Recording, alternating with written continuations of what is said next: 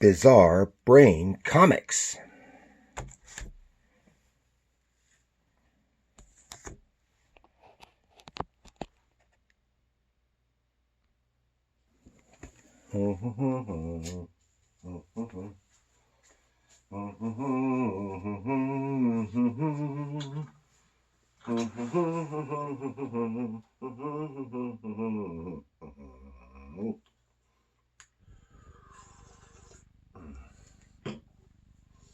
Hello. Gary here for Bizarre Brain Comics. Do something a little different. Today I want to talk about a specific artist. An artist, chances are you all know. Theodore Geisel. But you may not know him under that name. He's the author of over 60 books. Chances are you've read them, especially if you're anywhere in the English-speaking world. You know this person and you know his art, and chances are in most of the non-speaking English-speaking world, you know him as well. Theodore Geisel, also known as Dr. Seuss. I'm not here to talk so much about his children's books, but about his art in general and beyond his children's books. Yes. The Cat in the Hat, How the Grinch Stole Christmas, Horton Hears a Who. These are all titles and characters that we know and love from childhood over the past, oh my gosh, almost 90 years, at least 80 years.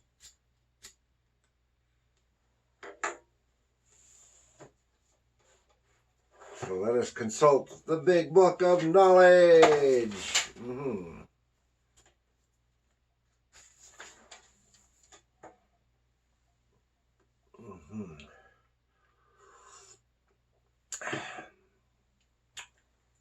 Theodore Geisel, also known as Dr. Seuss, from 1904 to 1991. He's an American cartoonist, illustrator, political cartoonist, and children's book illustrator.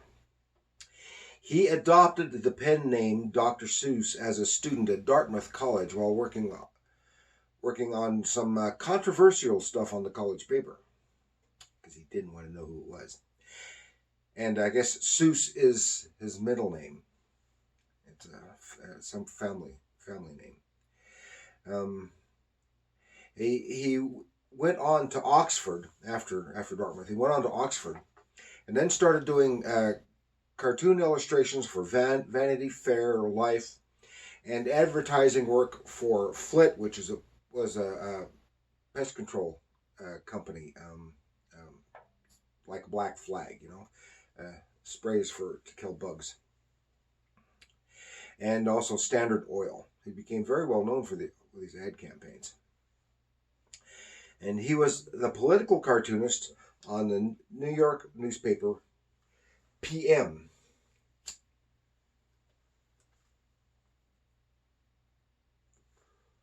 His first children's book, And to Think I Saw It on Mulberry Street, was published in 1937. And continuing to do children's books for the rest of his career. For a time during World War II, he was commissioned as a captain in the Army, serving at Fort Fox, which was just a euphemism for Hollywood, because he worked in Hollywood working on military training and propaganda films. And after the war, he returned to his children's books. And some of them were geared to help children's reading ability, and some bore some social commentary, something especially those like the Lorax. And he authored over 60 books in his career.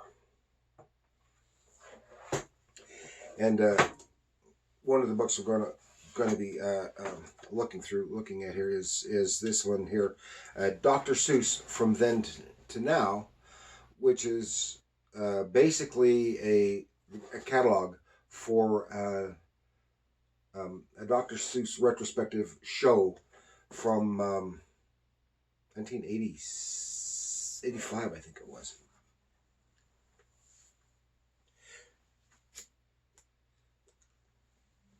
Okay, let's go take a look into the flights of fancy in the bizarre mind of Dr. Seuss. Okay, here we go.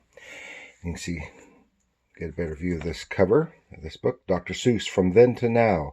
And you can see these, for the cover design, just a bunch of the covers of his books. You can get a better view because it doesn't have the title in the middle of it. Right here, Yertle the Turtle, How the Grinch Stole Christmas, Happy Birthday to You, Thidwick, Sleep Book, Scrambled Eggs, got Green Eggs and Ham, Cat's Quizzer, Cat in the Hat, and a lot of stuff with cats. If I Ran the Zoo. That's pretty telling because Geisel's father worked at a zoo. And so undoubtedly the zoos played a big part of his childhood, which might be why he got so many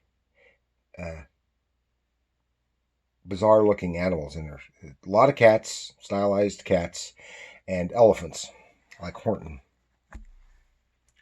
And then we're also going to take a look at this one here, The Secret Art of Dr. Seuss. So this is really, really interesting and amazing because he's because this has nothing to do with the artwork from his books. This has some of his early stuff, but also later stuff. Would be called fine art, including some sculpture. So let's start. Just take a little look here in this one here. Oh, let's see the front, the end papers. Pre-production work for one of his Cat in the Hat books. Dr. Seuss, From Then to Now. Oh, that's kind of appropriate as caveman. There's Horton. So it's a catalog of the retrospective exhibition. 1986. It was 1986.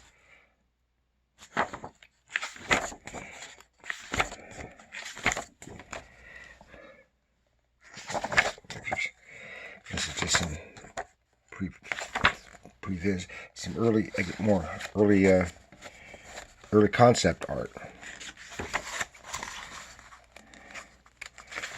We'll get into like notebook from college, some of the weird stuff he drew, some cartoons, recreating a bizarre creature here from, see, it's a dragon after Piero di Cosimo, Perseus freeing Andromeda. The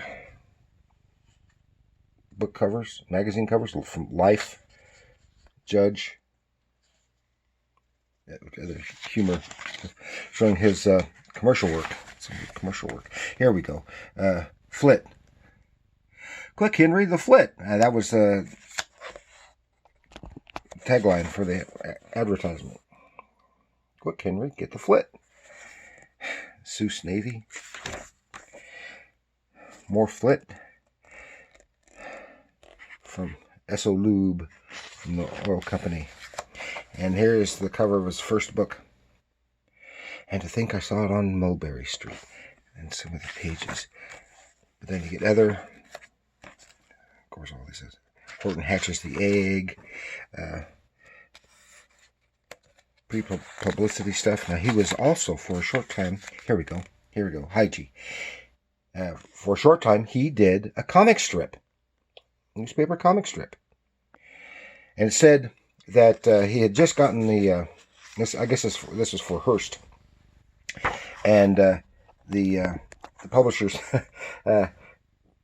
shortly after he got started, the publisher, word come down from on high that that they were supposed to, that were to all the papers were to fire the last 3 people that they hired. And Theodore Geisel, Dr. Seuss, happened to be one of them. So he didn't do the strip very long before he got fired. And it was just for downsizing, which... so, I see some of his other stuff here, but it's illustrations and pre-production, and get into stuff, how he kind of worked. Look at this.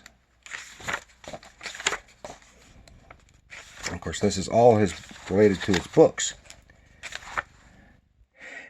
Here are some of the pre-production stuff. Conceptual art. When he's come up, now he would work for months on a book, getting the text just right, especially for when he started doing the rhyming stuff. He would work for months getting that correct and coordinated with his artwork. You can see pre-production here, and then here's how something really looked when it was finished. Here's Theodore Geisel when he was Thanksgiving Day Parade, 1979. Pictures. There he is as a young man. Army Signal Corps, 1944. I don't know which one he is. I can't tell from there. Here he is. From 1951. Here is a portrait of him.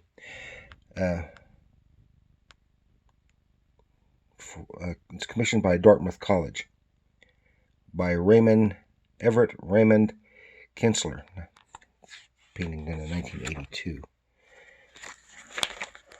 So you can see a lot of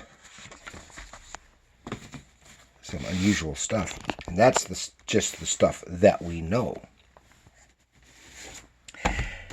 Now we get into what you could call his fine art, stuff that he did just for himself. So it's the secret art of Dr. Seuss. And this is some of his early work, whether it's for publication or not, I don't know. Maybe just some conceptual stuff. But you can see, even this stuff, he had his unusual style. All the animals had that weird, fanciful appearance to it. And a lot of this stuff, it looks a lot like I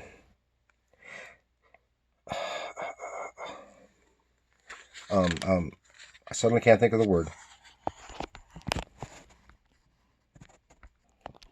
Oh well, I just suddenly cannot think of at the moment the word for the school of art that I'm trying to think of, and I just used it in my head just a few minutes ago.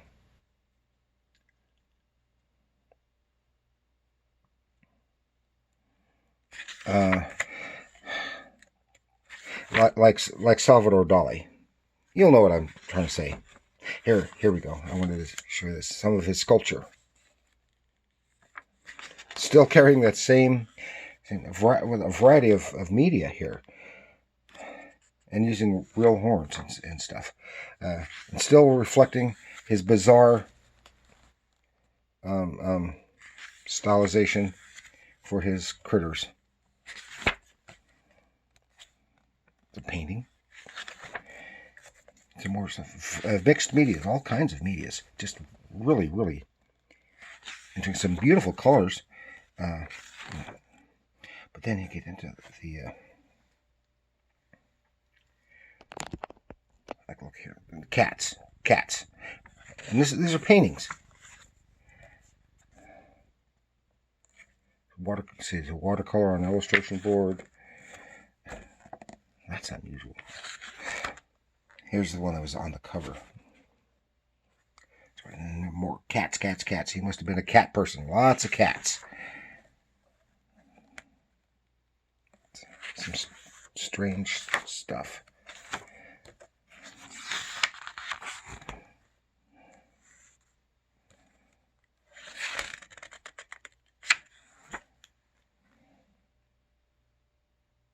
Yeah. So you can kind of see what I mean. It's not unlike Salvador Dali's stuff from that school. I just cannot suddenly think of the name of that school of work. Right after I'm done, it'll come to me and I'll kick myself. That's downright lovely. The nice stylization and the water. There's another one very similar. And I bet you probably never knew Dr. Seuss did some of this kind of stuff. It is basically fine art. Now then, I want to talk to you about the one book, Dr. Seuss book, I wanted to talk about specifically is this one here. This was The Seven Lady Godivas. I think grammatically it should be Ladies Godiva, but who cares? And we're all somewhat familiar with the story of Lady Godiva. This has nothing to do with it. It's just the Godiva family afterwards, after that story. And this was his only adult book. It was I think it was his second book, and it was intended for an adult audience, even though it's done in the same manner as his children's books. The True Facts Concerning History's Barest Family. Now, in the story, there's no reason for all these women to be naked. It's just to carry on the thought of Lady Godiva riding nude through the town. Well, Lady Godiva doesn't appear in here. It's about her husband and their 7 daughters. Hence, seven Ladies Godiva, or Lady Godivas. Now, I want to show you here. This was originally published in 1937, and it was unpublished for decades, out of print for decades, until it was reprinted in this facsimile form in 1987. And it's, you see, without the dust jacket, it's a beautiful book. Sigil Godiva. Including the coat of arms. And here, family tree of the 7 Godivas for the end papers. Random House. Now, what this is, I'm not going to go into much detail. Starts off in 1066 with the Norman invasion of England, and the Lord Godiva is heading off to the Battle of Hastings. And here's his daughters all naked. And see, it's nothing graphic. You can tell they're naked, but you don't see anything. And as he gets on his horse, heading off to war, and he's momentarily distracted, something happens, and he's thrown from his horse and dies. So the sisters, 7 sisters, they were all engaged to 7 brothers. And everyone has heard of Peeping Tom. And Peeping Tom was the one who's peeked when Lady Godiva rode through town. Well, here let's change that up. That's not what happened. Peeping was a family name. And they're all married to the Peeping, engaged to the Peeping boys. Peeping Tom, Peeping... here we go. Yeah, Peeping Tom, Peeping Dick, Peeping Harry, Peeping Jack, Peeping Drexel, Peeping Sylvester, and the other's name I can't pronounce. And here the girls are. They've decided they're not going to get married until they each come up with horse truths, things about horses that they wasn't known before. There's this one's in the stall. And horses, but this kind of things that they come up with is like never look a gift horse in the mouth. Another one, don't put the cart before the horse. Arabella Godiva.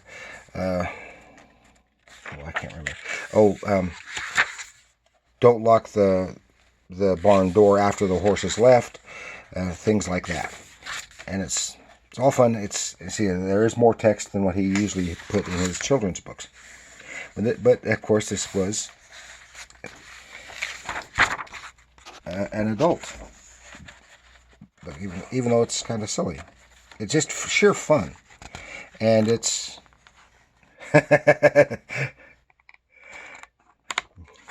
not. Oh yeah, something about the upside down horseshoe or something like that. I don't remember. Oh yeah, thing about a horse of a different color, and when over many years, it took many years for all these girls to come up with their own horse truth, so that they could marry their peeping. And it was the eldest sister, the one who came up with this whole idea in the first place. And she was the last one to come up with a horse truth. I don't remember what it was. And finally, there she is, walking off to finally get her peeping. Yeah, lock the barn door after the horse has been stolen, which she comes up with. And that's it. And that is just a brief, simple overview of everyone's friend and one of the most famous children's book authors in the world, Theodore Geisel, Dr. Seuss. He was, and you can see he was more complex and did so much more than just those 60 marvelous books. And, well, I'm not going to get into the other thing. So that's all we have now for Dr. Seuss. So thank you for joining me. Please like, share, subscribe, share it with any friends who are Dr. Seuss fans. And just about everyone is a Dr. Seuss fan, because almost everyone grew up with Dr. Seuss books. So please, and like, share, subscribe, and leave a comment. And we'll see you another time. And even though these aren't exactly comics, comics are art.